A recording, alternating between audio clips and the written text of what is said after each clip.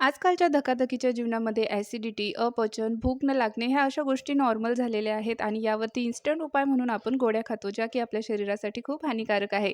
तर असे काही घरगुती उपाय आहेत जे आपण करू शकतो. तर त्यामधलाच हा एक उपाय. तर काय करायचं, 1 वाटी धणे घ्यायचे आहे. धणे आपल्याला छान भाजून घ्यायचे आहे. सोबतच 1 वाटी जिरं घ्यायचं आहे. जिरंसुद्धा छान भाजून घ्यायचं आणि परत त्याच ताटामध्ये काढून घ्यायचं आहे.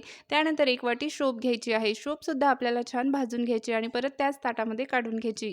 त्यानंतर घ्यायचं आहे आपल्याला 1 वाटी ओवा. ओवासुद्धा छान भाजून घ्यायचा आहे. तर हे सगळं साहित्य आपल्याला समप्रमाणात घ्यायचं आहे. इथे मी 1-1 वाटी सगळं घेतलं होतं. त्यानंतर हे सगळं एकत्र करून आपल्याला थोडंसं थंड करून घ्यायचं आहे. त्यानंतर मिक्सरच्या भांड्यामध्ये घालायचं आणि ज्या वाटीने आपण हे सगळं साहित्य घेतलं होतं, त्याच वाटीने पाव वाटी आपल्याला सेंधं मीठ घ्यायचं आहे.